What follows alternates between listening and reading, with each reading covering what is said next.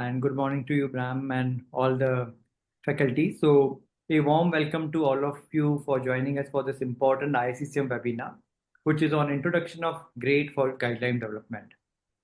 So, as you all know, the Indian Society of Critical Care Medicine continues to advance in evidence-based practice, and this session is significant step in empowering our community with a methodology that is an important step for all of us involved in the developing guidelines. And we learned this over a period of year when Professor Bram Roshok was with us as an advisor, and we are formulating few guidelines for the ICCM. And today we are privileged to learn from the global leaders in grade approach and an essential tool for translating evidence into practice with clarity and transparency. And it has a good impact when it comes to a good methodology. So in designing this program, I took a help of my friend, Professor Bram Roshak, and he has been a great help, and it's my absolute pleasure to start the session by introducing him. He is an intensive care physician from McMaster University in Canada and a well-known leader. He's a research lead and has been closely involved with a great working group and has played a key role in developing international guidelines, including for the WHO and Surviving Sepsis campaign. He is known for making complex, simple, practical, and we're lucky to have him with us today and his team. Bram, over to you. Thank you, Bharat. Huge thanks to the Indian Society for the invitation to help with the webinar today and present on an important topic around grade and guideline development. Absolutely my pleasure, as always, to collaborate with the Society, and really excited around the topic to discuss today, the importance of it, and also really excited because we have three great presenters along with myself that will meet in turn, who are going to help present on this topic over the next hour and a half. So the plan will be to go one by one. We're going to hear from Dr. Samir Sharif around why to use grade and key issues around, developing the panel and addressing conflict of interest. We'll hear from Dr. Kimia Honormand about prioritizing PICO questions, outcomes, and how to do evidence synthesis. I'll talk a little bit about assessing certainty of evidence. And finally, we'll go to Dr. Dipayan Chowdhury to talk about how to go from the evidence to generating recommendations themselves. So really exciting program, I think. And on that note, happy to turn things over to Dr. Samir Sharif, who's going to give the first talk. Dr. Sharif's a junior faculty at McMaster, an intensivist, an emerge doc, very ingrained in evidence synthesis, has a research program looking at the role of ketamine in sedation in critically ill patients, and has been very involved with guideline development for a number of international societies. So really fortunate to have an opportunity to learn from him. And on that note, Samir, happy to turn things over to you. Thank you for that kind introduction, Bram, and thank you, Bharat, for the invitation. So as Bram mentioned, I'm Samir Sharif. I'm one of the ICU physicians emerge docs at McMaster. And to kick off this part of the talk, I'm going to talk a little bit about panel composition, conflict of interest, and most importantly, why we use grade, and perhaps provide a bit of an introduction about how these things work. So just disclosures, I have no financial disclosures for this specific talk. I do get some funds from some Canadian granting agencies and some guideline organizations, but nothing to bias my views on this talk. So first, what is grade? You may already know this, but in case you don't, it's a really systematic and transparent way to synthesize evidence and grade a certainty of evidence, which Kimia and the others will talk about throughout the course of this session. And it started off in 2000 as an informal collaboration, and because what was noticed back then is when you look at a bunch of guidelines, I don't want to name any specific ones, but I think you don't have to look far to see different formats of recommendations. Some recommendations were level A, level B, level C, level D. Others were level 1, level 2, level 3. And then something said grade A, grade B, grade C. So they were really all over the place, and you don't really know what they mean. And a level A recommendation from one society could be a grade B recommendation from another society. So, if you're reading one guideline, comparing it to another guideline, they could mean completely different things. And so, the group that started working on this in the early 2000s saw this and thought that, wouldn't it be better if there was a uniform way to do these things, a way that was transparent, so that if I made a guideline, and all of my work was clear, you could look at everything that I did and come up with a very similar recommendation or a different one based on your interpretation of the evidence. And since this has been started, many international organizations have provided input into the development of this. So it hasn't just been one person or one institution doing it. It really was an international effort to put this into play. So a little bit more about GRADE. So it's a systematic approach to rating the certainty of evidence, and it looks at systematic reviews and other evidence synthesis. And the quality of evidence that the GRADE allows has implications for patients, professionals, policymakers. This is one of the advantages of GRADE. Not only do you get a recommendation, you also get a strength of recommendation.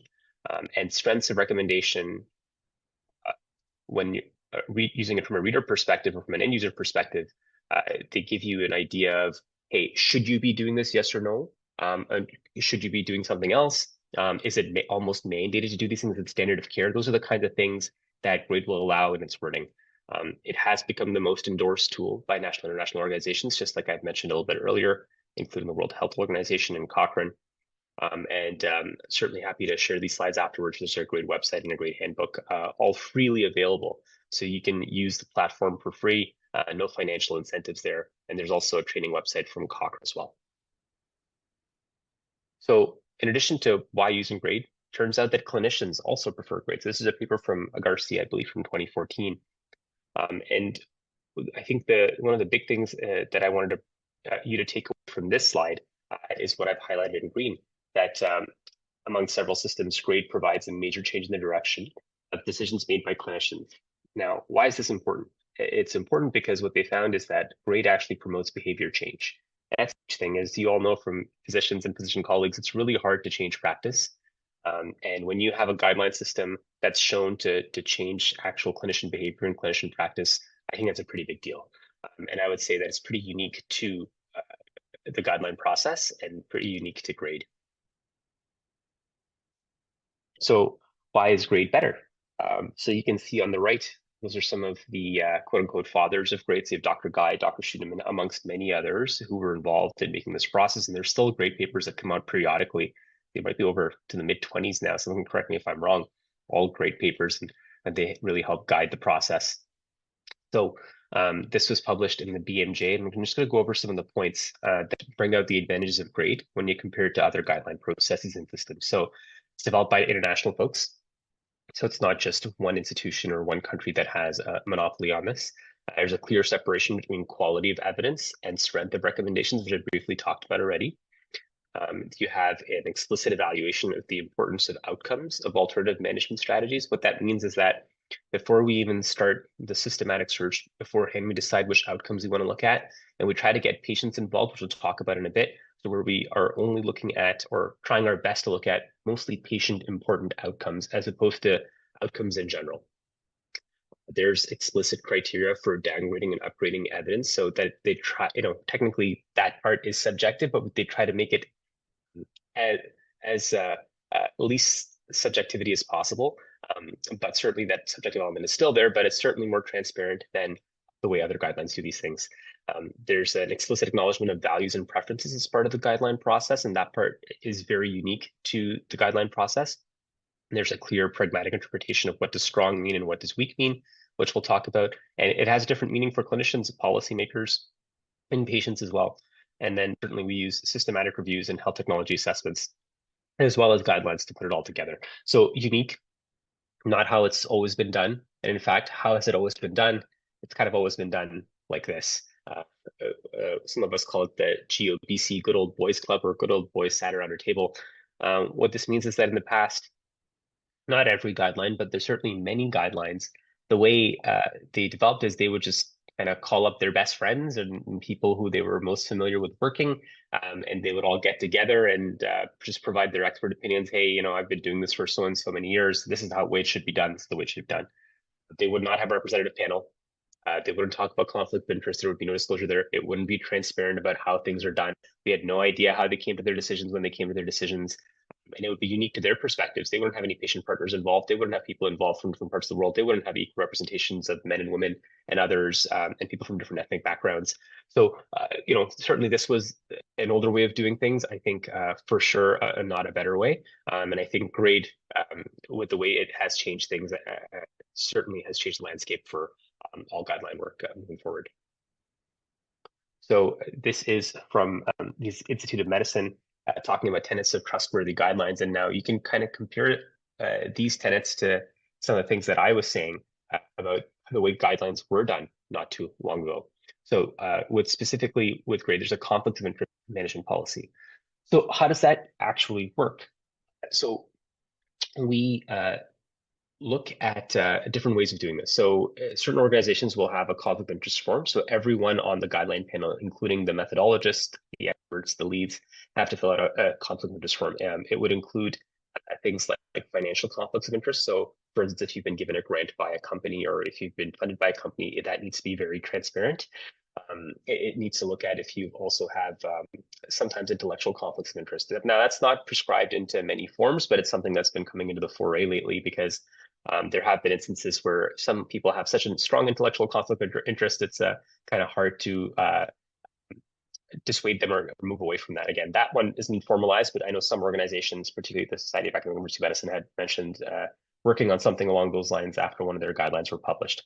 So having a transparent way, having a form filled out, having it all uploaded so that when we are publishing these things are easily readable, so that people who are reading the guideline know that that the panel members didn't have a conflict of interest.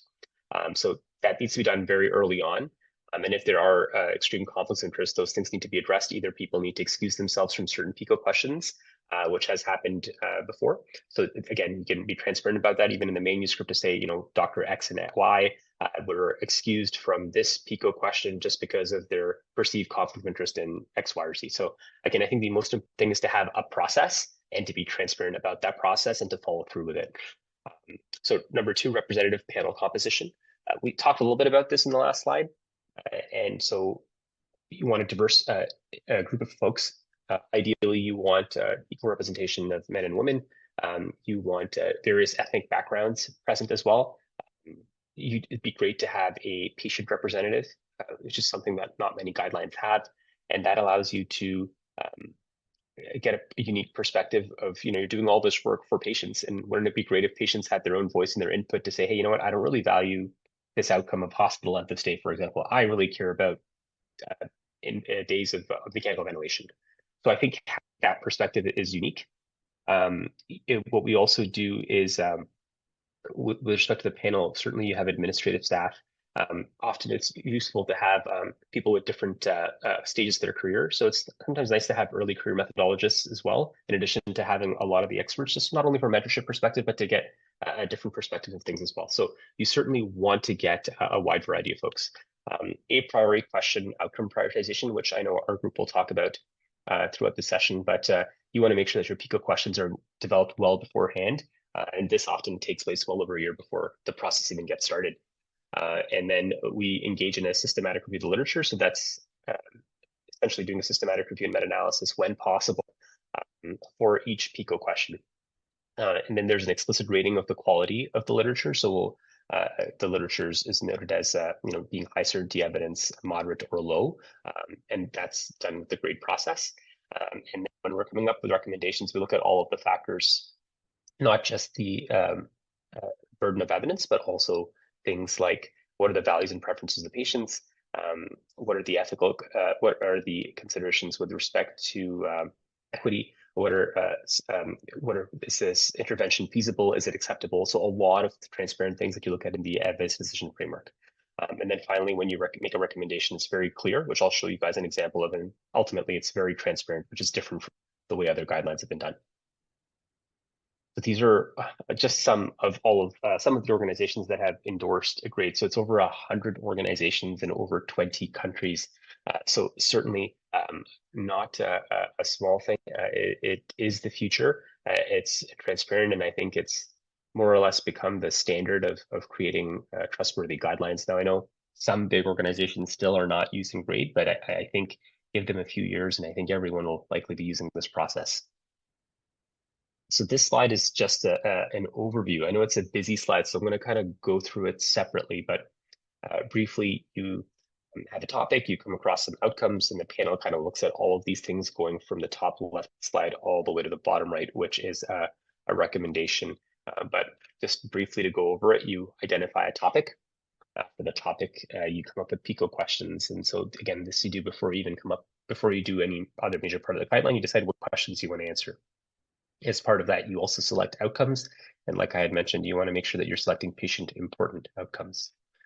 You start a search strategy, and after your search strategy, you screen your findings and you do systematic reviews for each PICO question.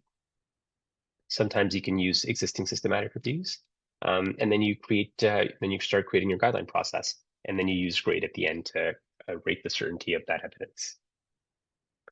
So I'm not going to talk too much about this because Bram's going to talk about the certainty of evidence down the line, but just so you guys see, you can either rate the studies as a high certainty or low certainty, and then we can lower their certainty based on a number of things, including risk of bias, inconsistency, indirectness, imprecision, or publication bias. And then you can also see there's in other areas where there's a dose gradient, dose response, a large effect, or any confounding and bias. Those things change the certainty of the evidence, and you end up with things on the right of the screen. So you either have high certainty, moderate, low, or very low. So what are the applications of grade? So the recommendations can also be based on observational studies. So you all can also review those. So just because you don't have randomized studies doesn't mean you can't use grade. You can certainly use observational studies. Like we've talked about, you can use patient values and priorities. One big thing as well with grade, there's a whole diagnostic platform. So for instance, if you're looking at a diagnostic test for let's say a troponin measurement in someone in the ICU, you could use true positives, true negatives, and make a diagnostic table looking at sensitivity and specificity, and you can rate that certainty of evidence as well, which is also very unique to grade. You can also come up with good practice statements. Let's say you look at a PICO question, there isn't much evidence there isn't much there to pool. Grade allows you to still make a recommendation that's a good practice statement with certain criteria. If there isn't a lot of evidence there, it's a topic of extreme importance to the public. And there's a large burden of that illness, for example. So grade will allow certain caveats to allow an expert consensus. They try to limit it as much as possible because it kind of goes back to some of the previous guidelines I had talked about. Certainly a way to express that expert opinion when needed. One other thing grade can do, which I talked about briefly, was you can use an existing guideline. So let's just say an anesthesia society made a guideline on intubation in critically ill, and you're one of the critical care societies. You could say, hey, you know what? I'm going to use that guideline as a skeleton and do our own evidence decision frameworks and come up with our own recommendations based on what they had done already. So that streamlines the process a little bit, and there's a whole process for it. There's a great article called Grade at Allotment. You can do that as well. And certainly in grade, which the other guidelines don't always do, is you look at all the resources that are used. So for instance, if you're recommending a drug, how expensive is that drug? If it's at $1 million pill and you have a mortality benefit of 0.1%, is that really worth it? So those are the kinds of things that grade allows you to look at. Strong or weak recommendations for or against, it's just to kind of show you how transparent things are. You have different levels of evidence. You can make a strengthened recommendation for using something or strength recommendation against using something. And then you have high, moderate, low quality, and very low quality. So if you have very low quality evidence, that means that the estimate of effect is very uncertain. Low quality means that further research is likely to have an important impact, and patients may or may not want that intervention. Moderate quality is that further research is likely to have an impact on our confidence of the estimate. So likely people will want this intervention, and high quality for sure would be the standard. So patients, physicians, healthcare workers, and organizations would want that intervention. So this is to show you just an example of a guideline showing acute liver failure and a recommendation there, just to show you how grade works. You can see that there is a recommendation for or against. So when they use the word recommend, that means it's usually a strong recommendation, and suggest usually means it's a weak recommendation. So you can see that there. So you write your recommendation, you write we recommend or we suggest, you put in your recommendation, then in the brackets, you have the strength of the recommendation. And then in the brackets, you also have how much evidence there is for that specific recommendation. So the top one has moderate quality evidence, and the bottom one has low quality evidence. So this is what it looks like when it comes to a finished product. So I only have a couple more slides left. So there's a grade manual on the gradeworkinggroup.org and free software on GradePro to help develop your guidelines with the evidence decision framework. And then it's just to summarize why we use grade over the other guidelines, the rigorous, transparent method for evaluating evidence and creating recommendations. There's intuitive ratings for clinical users of strong and weak and for and against, which I hope you've been able to see. It's preferred by clinicians. It's shown to have a behavioral change in physicians and clinicians, which is very unique. It's very flexible. You can use observational evidence. You can incorporate patient expectations. You can have good practice statements. You look at resource use. You can use other CPGs to help in making this. You have a very diverse panel. I think overall it ends up making for a better final product. So thank you so much for your time. I'm going to stop sharing my screen. I have my Twitter handle there if you guys wish, or X handle if they're calling it now.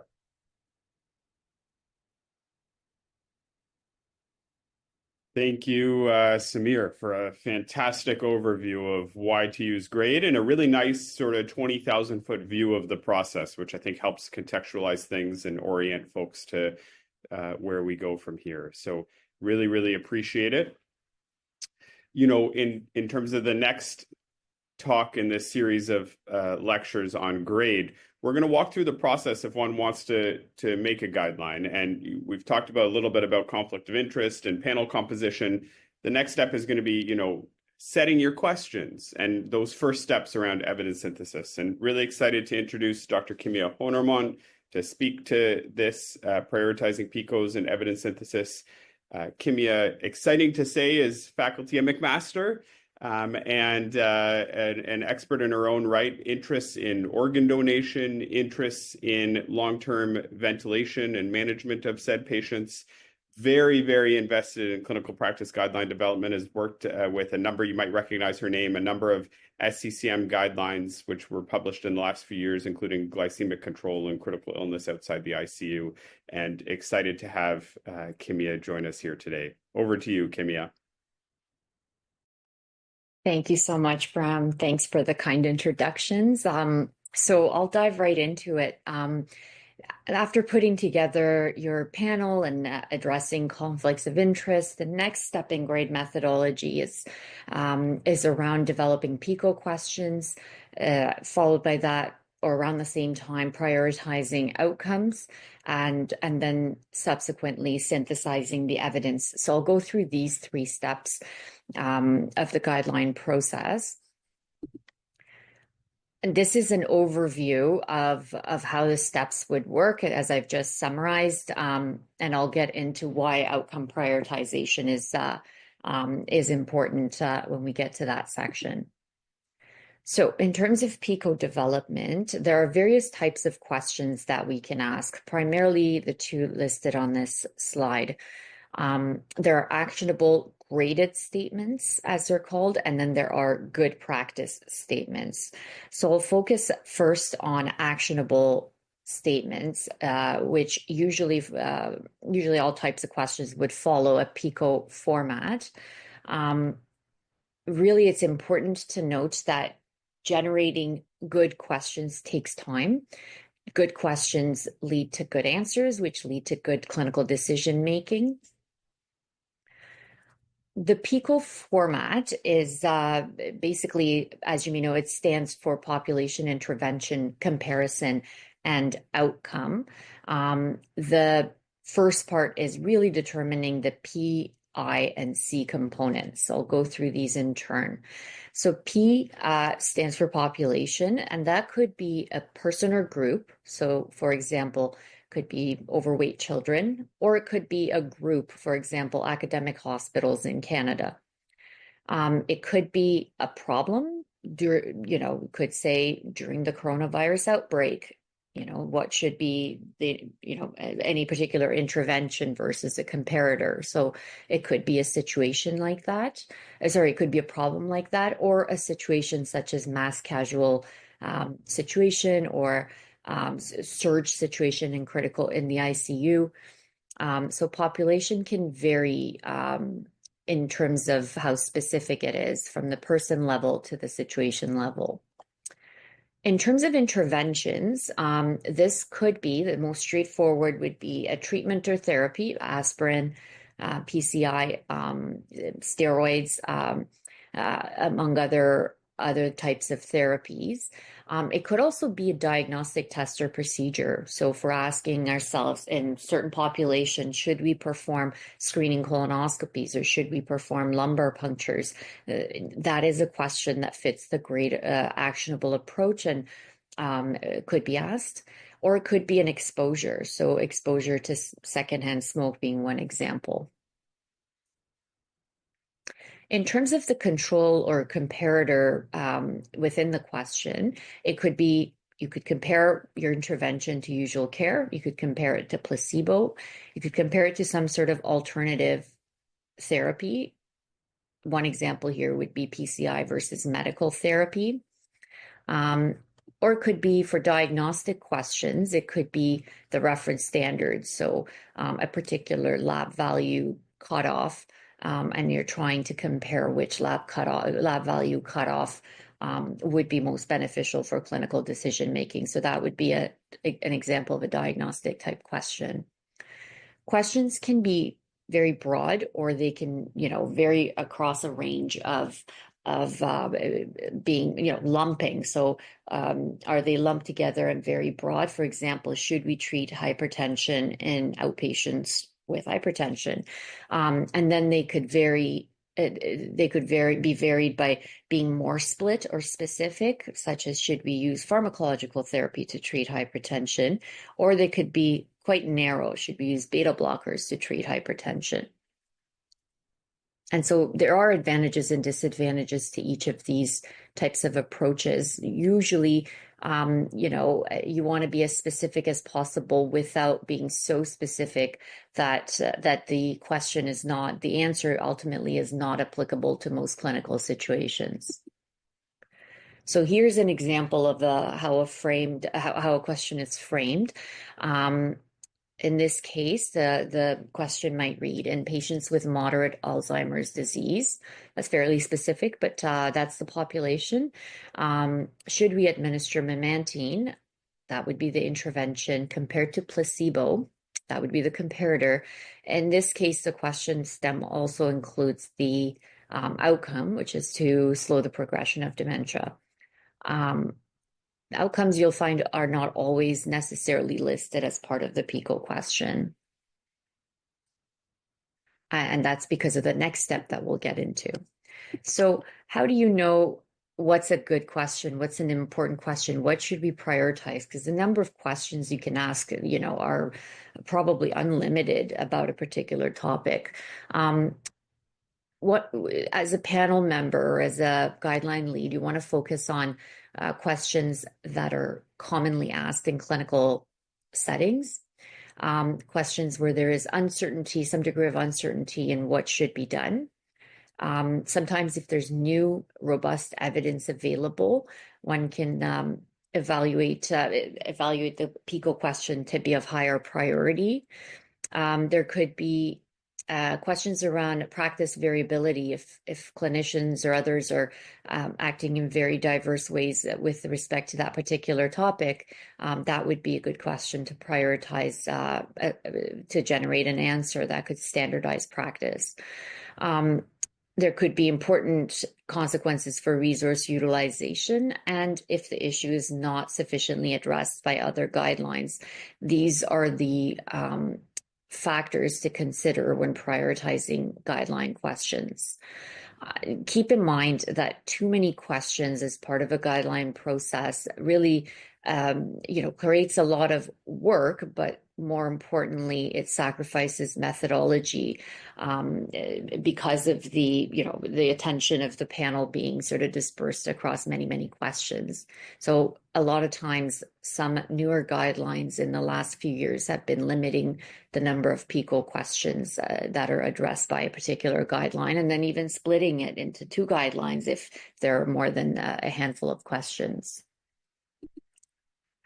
So we talked about actionable statements, and later on, I think Depayan is going to talk about what these ultimately generate in terms of an answer. There's another type of question or approach to answering questions that is good practice statements, or you'll see them called best practice statements. And these are practices that are generally acknowledged to be appropriate.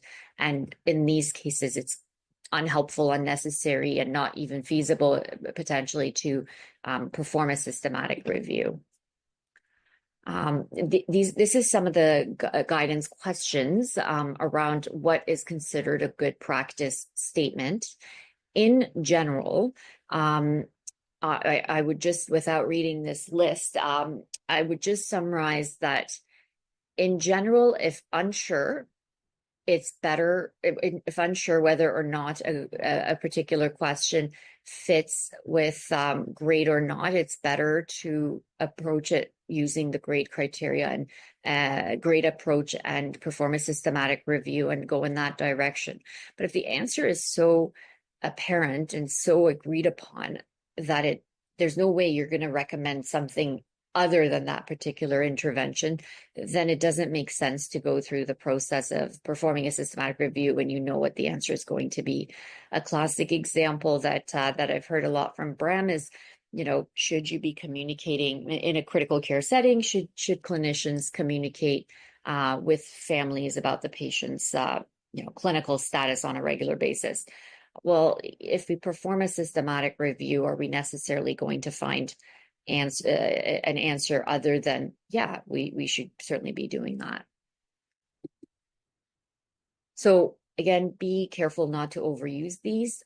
The answer to that question should be non-controversial. And if it is controversial, we should treat it as an actionable or graded question. Make sure that you clearly delineate these statements in your manuscript from the actionable recommendations. And again, if in doubt, treat as actionable. So the key message regarding PICO question generation is that this is not a simple process, as I'm hoping you've seen. It's really important, however, to spend way more time than you think is necessary to establish questions that are clearly defined before moving on to the next steps, which includes the literature search. I've seen this process be allocated a certain amount of time in guideline panels, and definitely in most cases we exceed that because the questions really need to be good questions. As I mentioned before, good questions lead to good answers, which lead to good clinical decisions. Okay, so now the second component of what I'm gonna talk about is outcome prioritization. What the steps include here is developing a comprehensive list of all potential outcomes that may be relevant to that topic. Then you decide on the importance of those outcomes, which I'll get into in terms of rating them. And you finalize your list or revisit it to make sure that all important outcomes are included. How do we ensure that we first have a comprehensive list of all potential outcomes? You can refer to available literature. You can survey a wider group of stakeholders. You could survey or solicit feedback from the panelists. And certainly it's important to speak with patients and patient representatives or family partners about what outcomes they find important. Once you have a comprehensive list of outcomes, we ask the entire panel members to independently rate these outcomes on a scale of 1 to 9. And so we're rating, not ranking. Each outcome would be assigned its own value, independent of the others. 1 in this case is an outcome that is of least importance, and 9 in this case would be an outcome that is of critical importance. And you can see that it's split up into not important from 1 to 3, important but not critical for decision making between 4 and 7, and 7 to 9 are outcomes that are critical for decision making. Guidelines should focus on outcomes that are important or critical. in general, if you're focusing on too many outcomes, it's going to overwhelm the group, the panel, and it's going to make it really challenging to come up with a recommendation. So really you want to focus on what outcomes are important or critical for decision making. This is an example of one way to sort of visualize the outcomes of the sort of product of the outcome prioritization process. So this, in this case, 10 panel members responded to a survey individually where they were asked to rate these outcomes. And this is the rating that they came up with as a whole. So this usually looks at median or mean of the total responses. And you can see that these dashed lines demonstrate outcomes that are unimportant on the left side, outcomes that are important in the middle panel, and outcomes that are considered critical, meaning they are at or exceed a score of 7. And again, the ones that we want to focus on are the ones that are critical, which are 7 or higher, or the ones that are in the center here, as well as the ones that are in the center here that are considered important. Once you've done the outcome prioritization process, the next step would be to identify the evidence and synthesize it. There's various ways to do that I'll get into briefly as well. Okay, so we've defined the question as an initial step. I should preface this by saying this is a very comprehensive process. For the most part, there are some ways to expedite things by doing rapid reviews, but in general, in either case, a systematic review may take between 6 months to 2 years sometimes to generate because of the rigor involved in the methodology. So we've defined the question as we've just talked about. Now we plan our eligibility criteria, and this is usually based on the PICO components. What kind of population are we looking for? What kind of intervention are we looking for? Usually the P and the I kind of drive your eligibility criteria. And you want to decide on study design. Are you including only randomized trials? Are you including observational studies as well?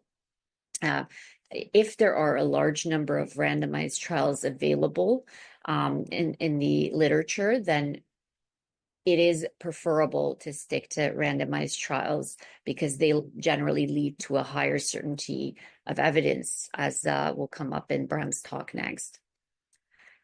You can publish your protocol, certainly related to the systematic review process, and it's really strongly recommended that you do so that you have a rigorous process in place in advance. You've published it and you follow that methodology as best as possible. And you certainly want to register it, for example, with Prospero. In terms of searching for the studies, which is the next step, there are a variety of databases to tap into. Medline, Embase, and Cochrane are the most frequently used ones. There are other databases that can be searched. Usually you work with a librarian to generate your search terms, as well as actually perform the systematic review, the search itself. Once you've completed the search, then you want to apply your eligibility criteria. And this involves 2 steps. There is a screening process where 2 panel members independently vote on each study that's been included in the search. And they determine whether or not, usually focusing on the P and the I, determine whether or not that particular article meets the criteria, the eligibility criteria for the systematic review you're performing. And then the second step I should mention is the full text review, where you go through the process.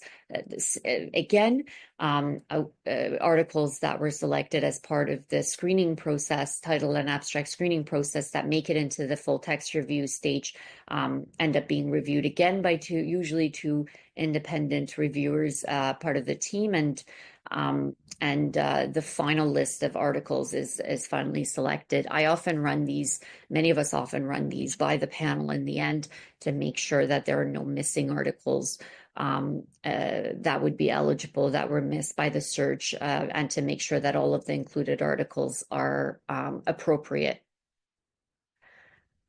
And subsequent to that, there's data collection. Usually two folks independently review the study and collect the data based on pre-specified eligibility criteria. In general, you want to be as transparent as possible to make sure that your systematic review is reproducible by somebody else using the same search strategy. And so you include things like a Prisma flow diagram, which demonstrates where, how many studies you started with and how many studies were excluded at each step in the process. The panel members, the two authors that are extracting the data, also assess the studies for risk of bias. And then you get into analysis and presentation of the results, which I'll get into very briefly shortly. And then you want to get into the process of interpreting the results, which includes evidence summary, which I think Bram will talk about shortly, and a meta-analysis. Usually the results are presented in terms of a forest plot, and you look at a variety of metrics to assess the outcome of your meta-analysis. You look at absolute and relative effects. You can perform subgroup analyses. You assess heterogeneity, which is also inconsistency, which will be discussed shortly, and publication bias. In general, to conceptualize what a meta-analysis provides for you at the end of this process, essentially, if there are a number of studies, each of them report various outcome measures, and each of them report effect sizes or effect measures related to each outcome. In the end, you want to generate a synthesized or pooled effect measure, and that can vary, but it's a pooled effect measure across all the included studies. And the other thing I wanted to mention here is that all of this analysis process will be done by outcome. So if you have 5 to 7 outcomes, which is what's recommended, you'll essentially generate 5 different meta-analyses for each outcome. And so this is an example of a forest plot that obviously I think you're familiar with. The studies are listed here, and you have in the center here, this is a binary type of outcome, hip fractures in this case.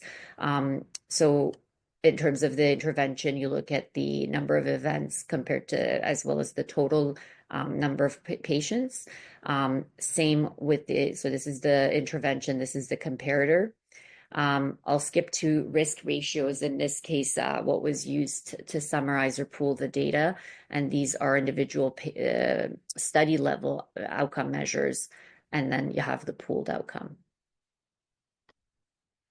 What if the data cannot be pooled? And this happens not too infrequently.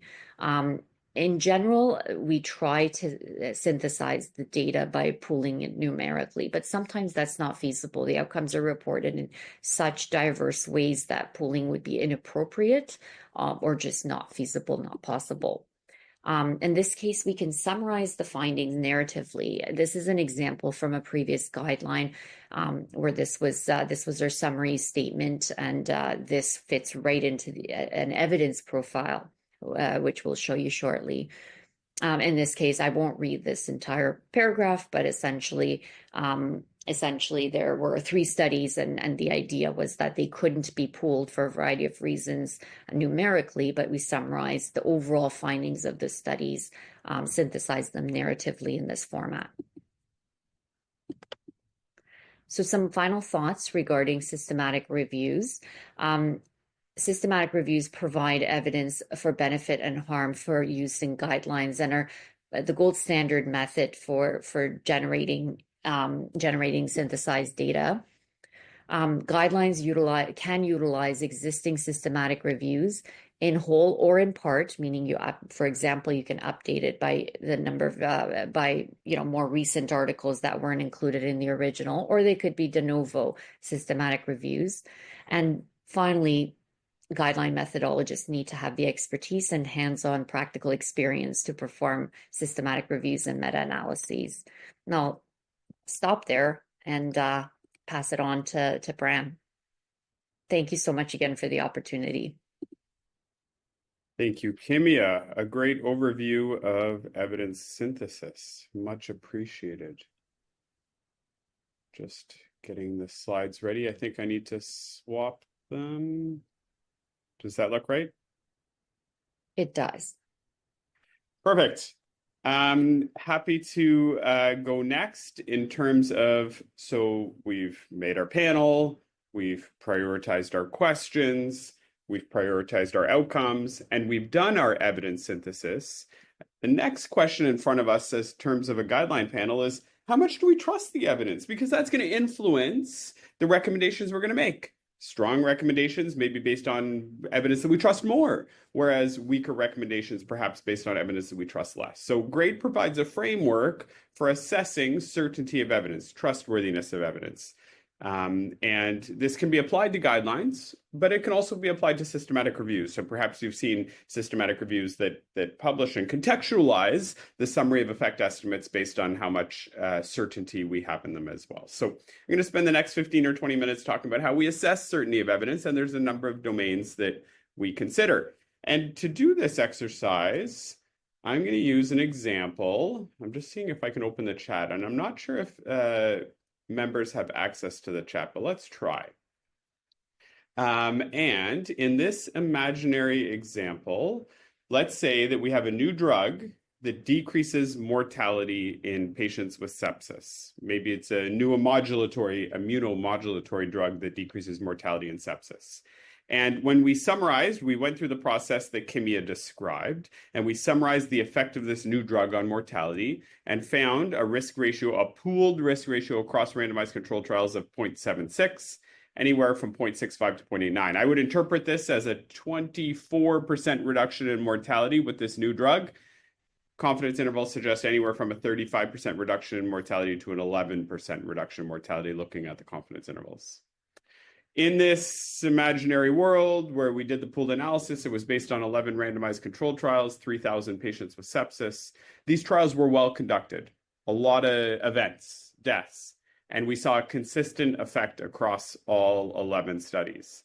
Now, when one looks at that pooled point estimate, given these characteristics, do we think we have on the spectrum of high certainty to very low certainty, do we think we have higher certainty in these estimates or more towards lower certainty? I don't know if folks are able to use the chat. Can you use the chat? Any thoughts? Anybody want to put forward? High certainty, low or very low certainty, 11 RCTs, a number of events, well-conducted trials, consistent effect. Maybe higher end of the scale. I appreciate that, Kimia. Thanks. And, you know, I'm not seeing anything, but it's quite possible that that folks don't have access to the chat. Oh, no, they have an access to the chat. Yes, thank you, Bharat. I appreciate that. That's great. Excellent. Bharat can speak on behalf of our panelists and Kimia. Thank you for the engagement. Okay, another alternate universe. We're moving between alternate universes. And let's say, whoops, I forgot to change the top here, but let's say the same drug. I give this a similar presentation to different groups, and I change the example each time. So let's say this again was looking at a drug for sepsis.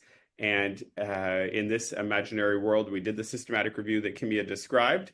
And look, lo and behold, the same risk ratio as the last example. 0.76, a 24% reduction in mortality, any confidence intervals anywhere from a 35% to an 11%. But this time, folks, when we did the search, there was only 3 randomized controlled trials, much fewer patients, much fewer events. So we just didn't find as much evidence that was there. Now, granted, the 3 RCTs were well done, but I'll tell you is that amongst the 3 RCTs, 2 of them showed benefit, 1 of them showed harm. Still, when we pulled them together, we got the same point estimate as the last example, but we did have 1 of the 3 RCTs that showed harm. In this scenario, on this spectrum, would you say you trust this estimate similarly to the last one with 11 RCTs or less than the last one?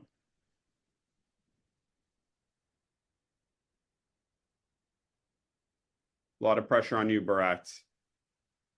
No, this is a learning process. Yes, less than the last one. Thanks, Bharat. That's great, right? So 3 RCTs, fewer events, and inconsistent effect. Moving to our third alternate universe. This is the final one, and I'll let Bharat off the hook after this one, because this is the last point of audience engagement. In this scenario, again, we did our systematic review as Kimmy described. Again, only same point estimates, 0.76 and 0.65 to 0.89.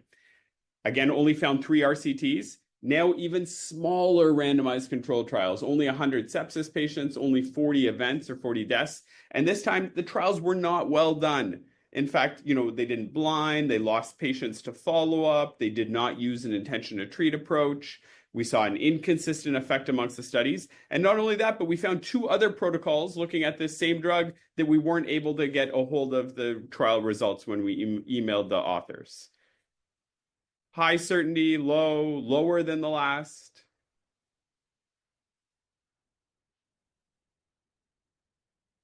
Amazing. Bharat has put in the chat even lower. So, I know Bharat is more of a great expert than he lets on, but here's a great example where we were even able to apply all of the concepts of grade into this example, looking at a scenario where we had this same pooled point estimate between all 3, but we saw a scenario with 11 RCTs, well-conducted trials that we trusted that pooled point estimate more, and a scenario where the same pooled point estimate, but the RCTs weren't as well done, fewer number of events, an inconsistent effect, and we didn't trust it as much.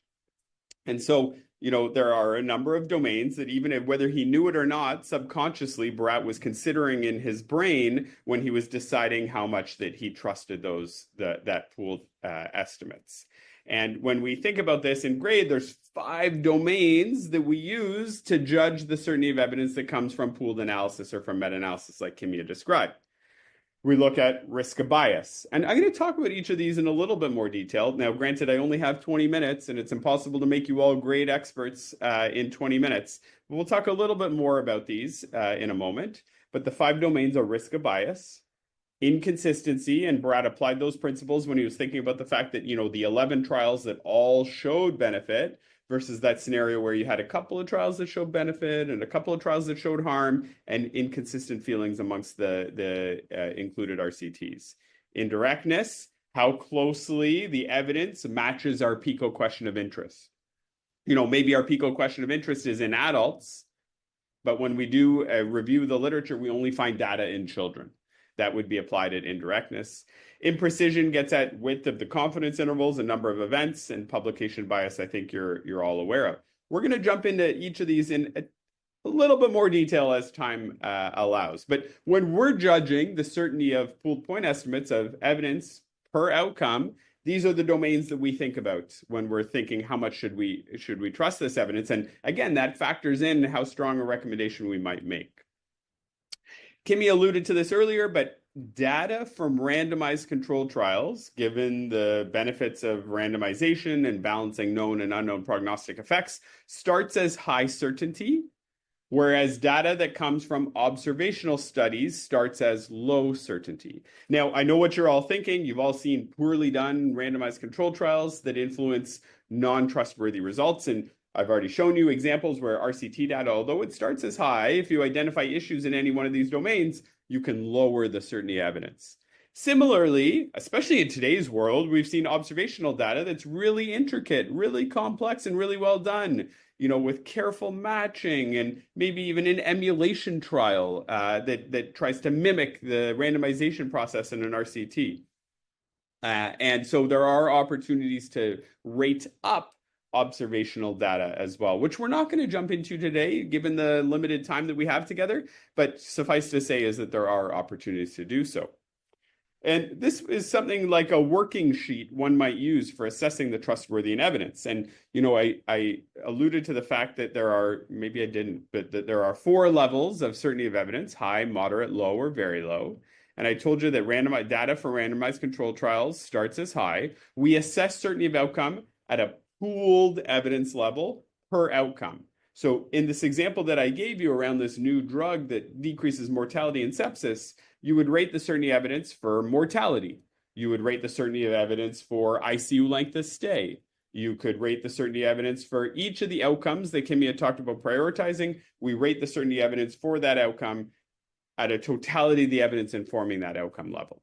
And I said, let's imagine a scenario where randomized controlled trials, they start as high, but we could lower, you see these -1, -2, -1, -2, lower the certainty evidence for each of the domains if we identify issues in those domains. And you could imagine a scenario where you start as high, but end up at moderate, low, or very low if you identify issues in any one of these domains.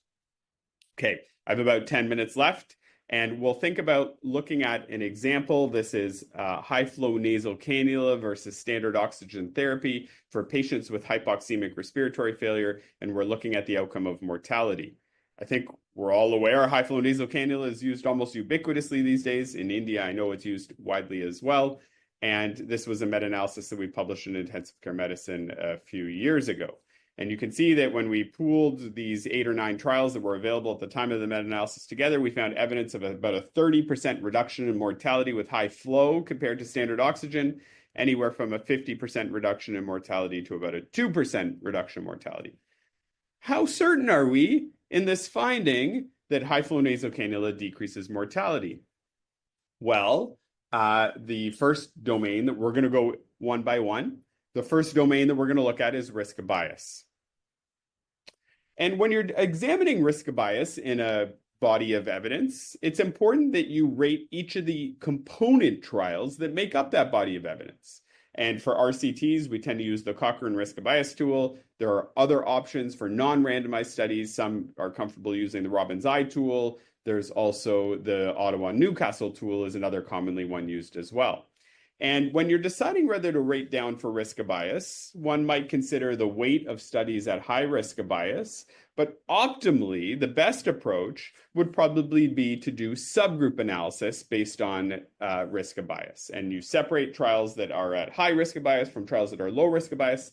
And if you see evidence of a subgroup effect, that might be a situation where one would rate down for risk of bias. I say might. There's some subjectivity to all of these grade ratings. And part of what's baked into grade is transparent reporting. So if you're making decisions, you carefully footnote it, you carefully describe why you rated down, why you didn't rate down. But when it comes to risk of bias, as I say, subgroup analysis and looking for effect modification is generally the way to go. I'll tell you that if we did it for this exercise with high-flow nasal cannula, we did not find evidence of subgroup effect based on high versus low risk of bias. And so we did not rate down for risk of bias. You see the big giant red no. Inconsistency. Again, I realize I'm going quick, but it's a reflection of the fact that we only have a little bit of time. But there's lots of great workshops out there. And if folks are interested, I had my email address up at the beginning. Happy to chat and point you towards the direction of more in-depth learning around some of these concepts for sure.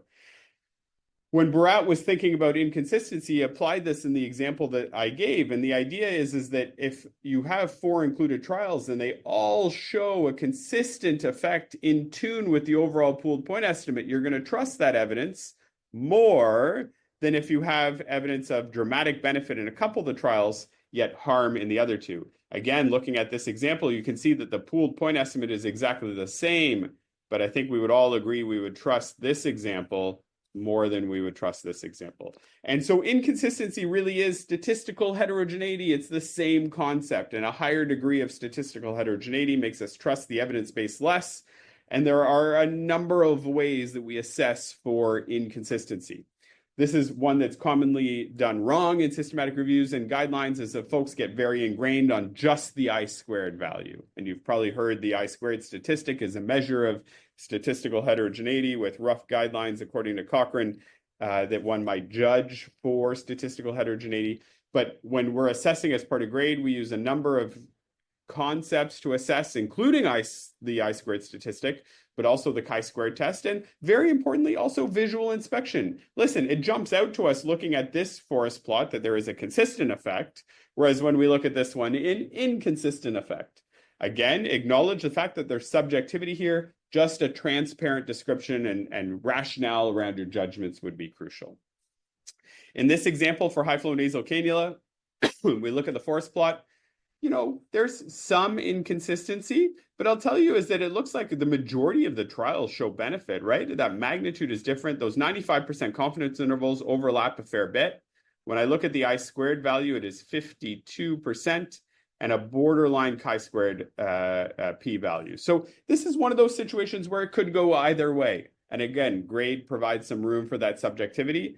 I would look at this and probably not rate down despite the fact that it's borderline, but you could make a reason to rate down for inconsistency and you could justify that well.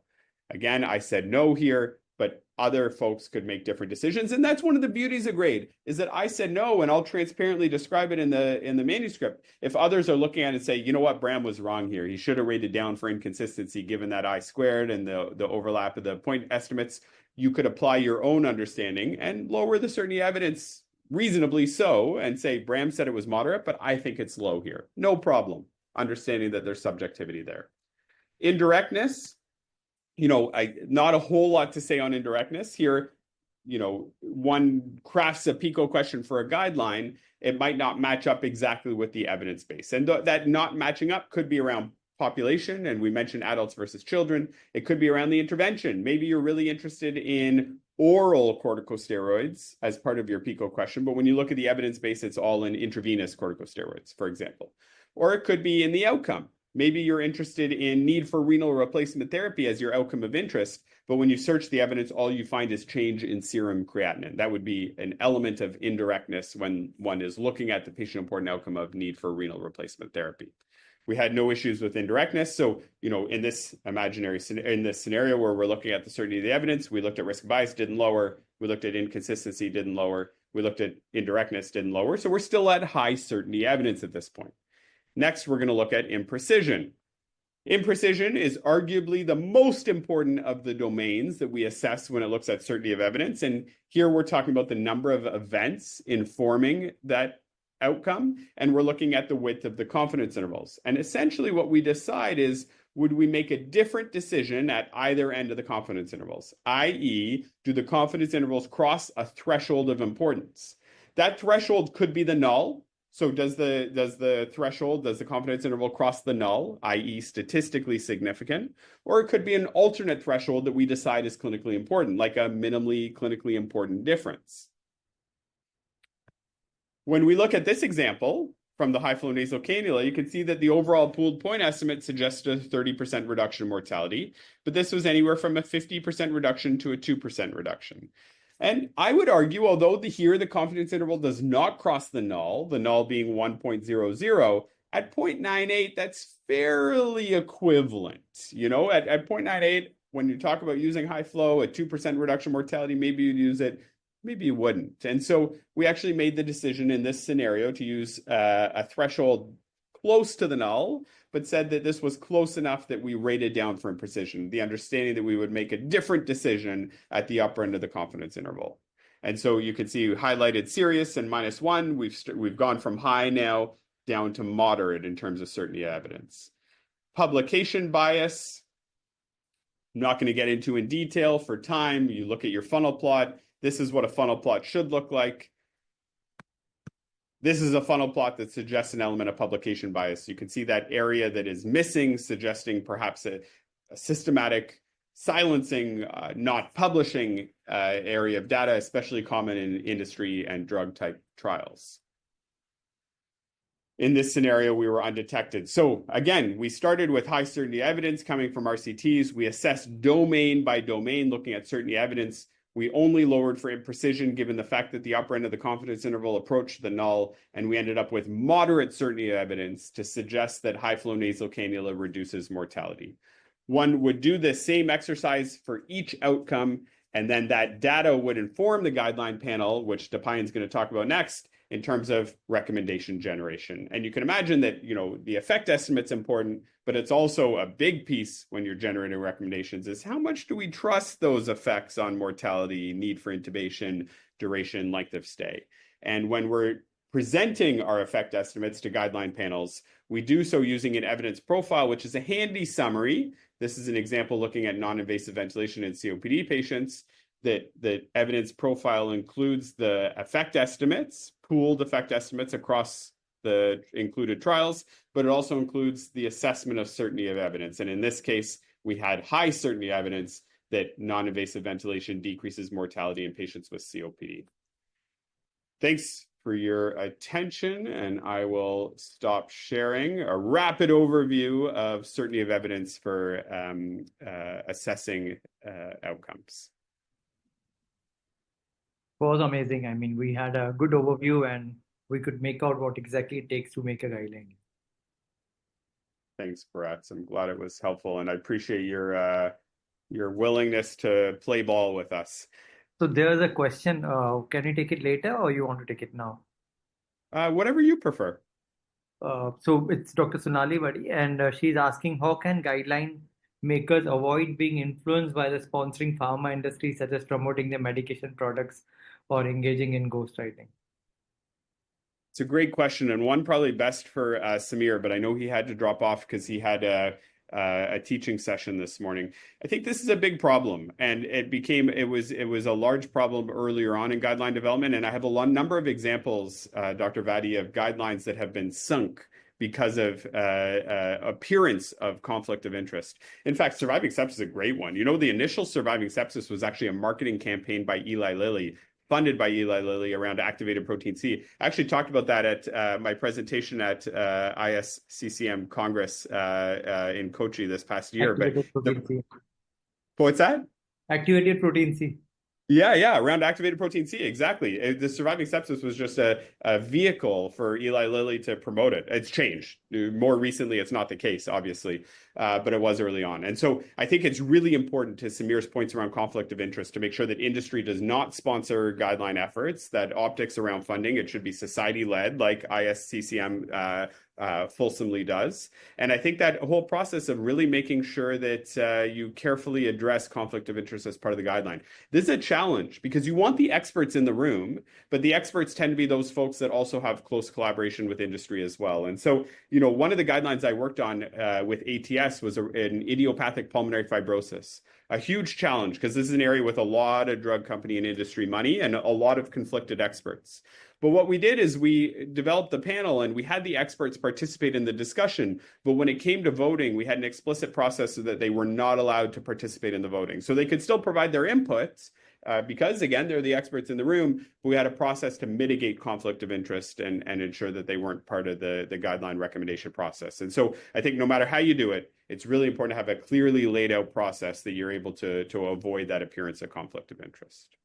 Yeah, thank you for that. And we have one more question from Dr. Saurabh Devnath, and he's asking, should strong recommendations be made based on low or very low quality evidence? Can we have grade A and level 4 or 5? Yeah, and maybe I'd love to be able to include our panel. Maybe my suggestion, Brad, if you're okay with it, maybe I'll address this one, and then after these two, we'll go to Depayan, and then maybe time for questions at the end, and That's Dr. okay. Kimia and Dr. Or we can Depayan. address this later as you want.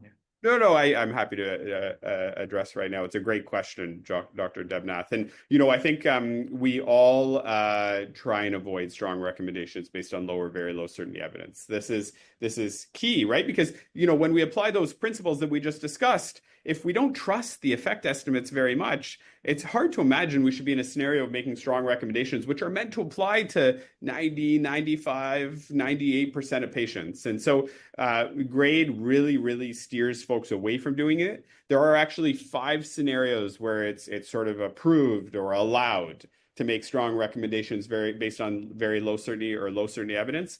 Maybe while Dr. DePayan speaking, I'll post them in the chat so you have them, but there's a very well prescribed few scenarios where it's okay, and it tends to be life-threatening scenarios and scenarios, anyhow, I'll share where massive resource implications, but we really try and limit this.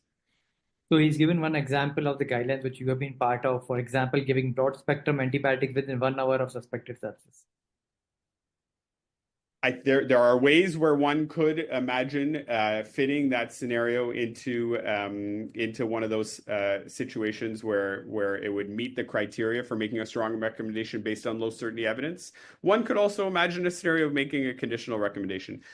The other thing I would raise is that there's a large area of indirect evidence looking at the timing of antibiotics. And so, if one just does a systematic review meta-analysis, it would be hard to come up with randomized control trials that looked at giving antibiotics earlier. But there's a large body of indirect observational data to show the benefits of earlier antibiotic administration. So it's one that, you could also imagine a scenario where one might be able to find moderate certainty evidence informing such a recommendation. Yeah, thank you. We move on to the next one before we take another question. That's great. Thanks, Bharat. And again, happy to spend more time as your time allows addressing questions at the end. But on that note, my pleasure to introduce Dr. DePayan Chowdhury to give the next talk, which is going to be on the evidence to decision process. One has assessed certainty evidence. How do you go to making recommendations? Very fortunate to have DePayan. He's also on faculty at McMaster. Had opportunity to collaborate long-term with him. His research interests are around non-invasive ventilation, and he's conducting a pilot RCT looking at the helmet, a novel interface for delivery of NIV. Also a long history of guideline development practice with ISCCM, ATS, and a number of other organizations. Over to you, DePayan. Hi, everyone. Thank you for inviting me to this talk, and I'll just get started right away with my slides here. So I'll be talking about, making recommendations using the grade process. Once we've sort of come up with the evidence profile, graded the certainty of the evidence overall, how do we go from that process to making recommendations ultimately with the guideline panel? So I have no disclosures. So to start off, you guys have seen some examples of this, but for any sort of guideline recommendation process, the first thing you need is an evidence profile. And the 3 key pieces of information you want to take from that evidence profile is, one, the impact. So often when you're able to pool the data in a meta-analysis format and generate forest plots, this would be in the form of either relative risk with confidence intervals, odd ratio, mean difference, things like that. Oftentimes, if you're unable to pool the data, it would just be a narrative description of sort of what all the studies found. Second, you would want the certainty or the overall quality of the evidence for each of the outcomes you're looking at for your PICO question. And finally, you'd want to know how the outcome was rated in terms of importance. So this is done through the outcome prioritization exercise that was mentioned earlier. And you'd want to know how the guideline panel rated that outcome in terms of importance to patients. You don't just need the information from... Sorry to interrupt you. You're in presenter view if you want to swap displays. Oh, yes. Second. If you do the bottom right again, and then it just go start the show. Yeah. 1 second. Sorry. Slideshow. Okay, and I'll swap displays. Top left, swap displays. Top left. Even more top left. Oh, yeah. Perfect. What about now? Thanks. Okay. Yeah. Okay. All right. So, so it's not just the evidence profile that you want to use for generating your recommendation, but you also want to think about certain other equally important criteria, including values and preferences, both of patients as well as healthcare providers, as well as the system in large, feasibility, acceptability, and equity issues, as well as resources. And I'll talk a little bit more about this as we move along the presentation. Now, historically, we found that guideline panel meetings to make recommendations could often be quite chaotic and disordered. And it was often unclear how a recommendation was made and on what it was based. At times, the guideline panels discuss some issues, but other issues could be missed. And overall, this resulted in a process that was quite disorganized and difficult to replicate. As a result, as some of the earlier presenters have mentioned, the grade group decided to get together to generate a framework, not only to present the evidence to the guideline panel, but also to organize the decision-making process and to avoid any conflict of interest in decisions to ensure transparency. This framework basically had three important roles. One was to break the decision down into each of its component criteria, then make judgments based on each of the criteria, and then finally record all the discussions and deliberations around the judgment transparently during this process. So this is what the evidence of decision framework looks like. It's a pretty busy table, and we'll go into all of its individual components in just a little bit. But essentially, the methods group or the methodology group searches for all the evidence available on the topic and uses it to fill in some parts of the table. Then they meet with the guideline panel, and together as a group, they fill out this entire table, which leads them to make a final recommendation. As mentioned earlier, this approach has been tested in over 200 recommendations plus, and is often the default methodology used by most of the major critical care groups, as well as most major journals as well. So what should we include in the framework to help go from evidence to decision? So we want to look at the size of the treatment in terms of its benefits as well as its harms. We want to look at whether the treatment or intervention will save money or cost money to provide. We want to look at whether it's acceptable to take or provide. And by acceptability, I mean whether this is an intervention that's acceptable to patients or healthcare providers. Will it improve equity across populations? Is it feasible to implement? And based on the answers to these questions, the guideline group will make an overall recommendation. So the responsibilities for the group will be to look at the evidence presented by the methodologists, answer each question for each section, and then make a recommendation based on the answers. So this is what each of the components of the evidence of decision table looks like. So there's 4 components to all of these. The first is the criteria. This states the specific criteria that we're looking at for a specific question. So here, the criteria here is on cost effectiveness. So does the cost effectiveness of the option favor the option or the comparison? The second column that is looked at is the research evidence. So this is usually the table that is filled in by the methodologist. So here they will usually post the results of their systematic review and meta-analysis they did. They might post choice or relevant topics from the studies they found.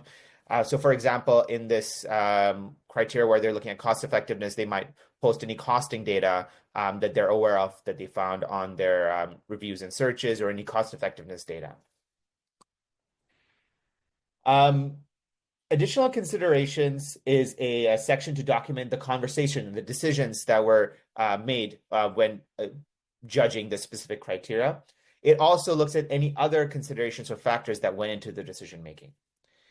And finally, the judgment is the final decision that the panel makes regarding the criteria. So for example, for cost effectiveness, you have essentially 5 options, including favors the option or intervention, probably favors the option or intervention, does not favor either, probably favors the comparator, definitely favors the comparator, and varies.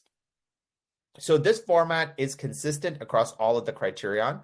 And once all of the criterion have been assessed using this process, a final recommendation is made. So these are all based on consensus, and usually there is a voting process at the end of the entire guideline methodology process where all the panel members vote on the final recommendation. And as Samir mentioned earlier, the recommendation is broken down into 3 important parts. The first part is an overall recommendation in a sentence format, answering the PICO questions. So for example, this PICO question on treatments for LGV The recommendation is in adults and adolescents with LGB, the WHO sexually transmitted infections guidelines suggest using doxycycline 100 milligram twice daily for 21 days over azithromycin 1 gram weekly for 21 days. The second part of the guideline recommendation states the strength of the recommendation. So this is a conditional or weak recommendation. And then it also states the overall quality of the evidence, so very low quality evidence. And then the third part of the guideline recommendation is remarks. So these are any special comments or that are important to the recommendation made. So for example, in this specific recommendation, the authors talk about what alternatives medications to use if doxycycline is contraindicated, and what to do if both doxycycline and the second-line therapy are contraindicated. So in terms of the recommendation itself, there really are about 5 options that you can choose from. So you can either make a recommendation for or against, and that can be broken down into strong recommendations for, or conditional recommendations for, or strong recommendations against, or conditional recommendations against. And finally, the 5th option, which we usually try and avoid, is a no recommendation. So in most cases, when a strong recommendation is made, it means that the balance really favors one intervention over the other. So either the intervention is strongly favored over the comparator, or the comparator is strongly favored over the intervention. On the other hand, for a weak or conditional recommendation, while one sort of treatment or therapy is favored over the other, so while the intervention might be slightly favored over the comparator or vice versa, there's a lot other considerations that kind of go into place. In other words, in a strong recommendation, the guideline panel is confident the benefits will outweigh harms in almost all individuals. There's little variation in values and preferences, the cost is not prohibitive, and it's acceptable to all stakeholders. In this case, the wording used to make the recommendation is the wording of "we recommend." On the other hand, a conditional recommendation is one where the panel is not confident that the benefits outweigh harms in almost all individuals, or there might be concerns about variations in values and preferences, costs, or acceptability to stakeholders. In this case, the wording that is used is "we suggest." Finally, the no recommendation option is infrequently used. This is usually used if there's very little credible evidence to guide decision. Usually we try and avoid this, and that's primarily because the role of guidelines is to help clinicians make decisions about how to treat their patients when there is equipoise between 2 options. When we make a no recommendation, the guideline isn't really that helpful or useful to clinicians because it doesn't really help them decide which way to go when deciding between these options. So the end product is a recommendation for or against an action. So the first sentence here, the first recommendation here is an example of a strong recommendation looking at the use of vitamin D3. So for long-term care residents at high risk of fractures, we use the terminology "we recommend" for a strong recommendation. We recommend daily supplementations of 800 units to 2,000 units of vitamin D3. And again, like I said, we would also want to include the components of whether this is strong or conditional recommendation in brackets, as well as the overall certainty of the evidence. So this is a strong recommendation with moderate certainty evidence. On the other hand, when we're making a conditional or weak recommendation, we use the terminology "we suggest." So we suggest oral H1 antihistamines rather than oral leukotriene receptor antagonists in patients with seasonal allergic rhinitis. Again, we would put here that this is a conditional recommendation based on moderate certainty evidence. So we've talked a little bit about what the evidence of decision framework looks like and how it's implemented, but you might be wondering, when do we use the evidence of decision framework? So this framework is useful throughout the guideline. It's useful before. So this is mostly done by the methodologist to prepare evidence for the guideline panel meeting. So before even meeting with the guideline, the methodologist would go through this framework, copy in the evidence section all the evidence they found on each of the specific criterion. It's obviously important during to present the evidence, to organize the discussion, and to keep track of discussions and judgments. And finally, it's useful after the panel meeting has been done as well, to have a transparent record of the meeting, to communicate to users the discussions and deliberations that were had. And it's also a great tool to write up the final draft of the guideline. So the final part of this talk, we'll just go through each of the criterion in a little bit more detail and talk about how judgments and decisions are made on them. So the first thing you look at when using the evidence decision framework is you want to look at the anticipated effects and certainty of evidence of effects. So these are looking at the size of the anticipated desirable effects, the size of the anticipated and undesirable effects, and the overall certainty of the evidence. Most of the evidence or the data for this is obtained from the summary of findings and the evidence profile. So this will be the data that you find during your meta-analysis and using your forest plots. And as a methodology, you would present this data to the guideline panel, and together as a group, you would decide on the size of the anticipated desirable and undesirable effects based on consensus.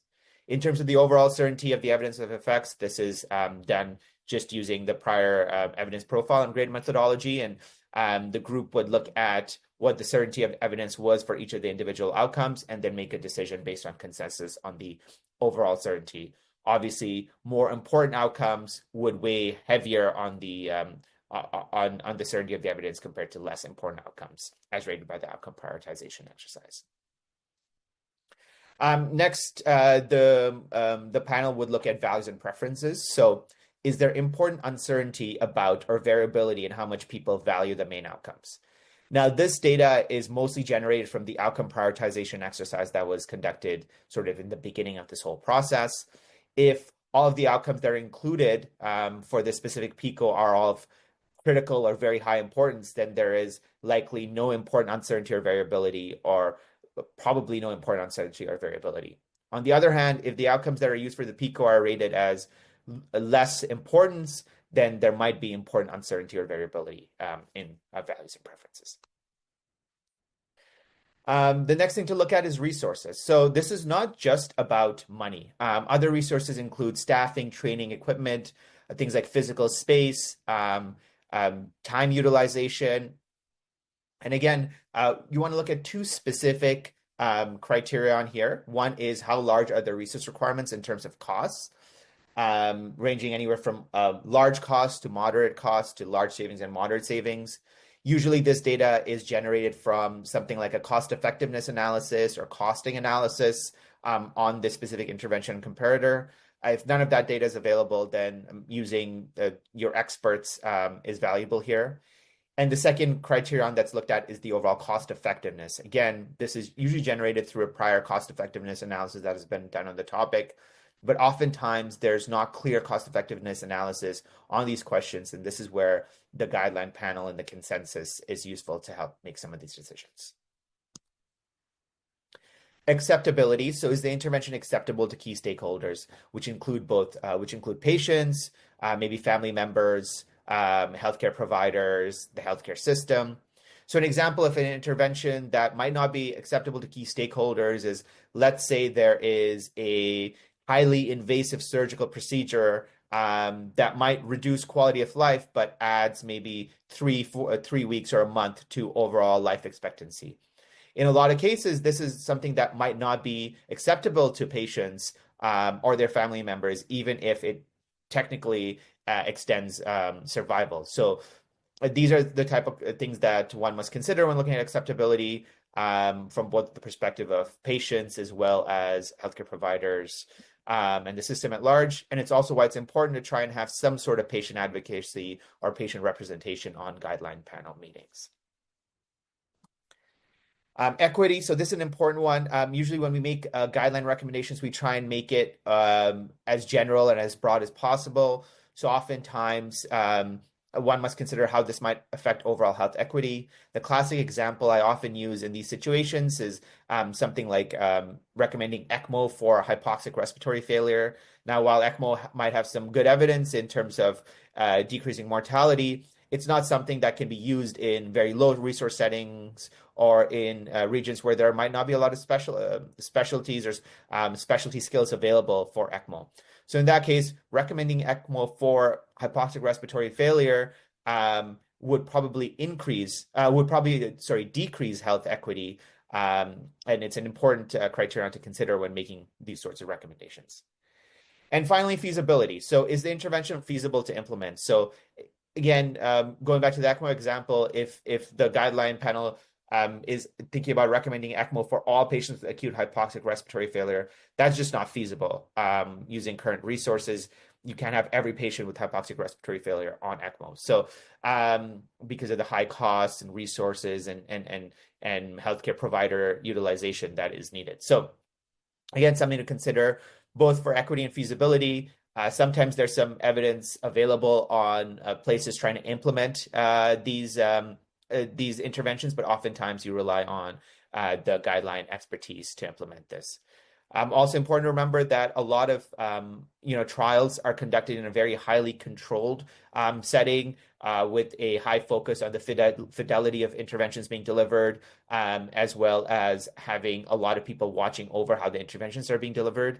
So while certain intervention may be feasible in a trial setting, it may not be feasible in a general healthcare system at large, where there's not all this resources being focused on making sure that the intervention is delivered in the most perfect way possible.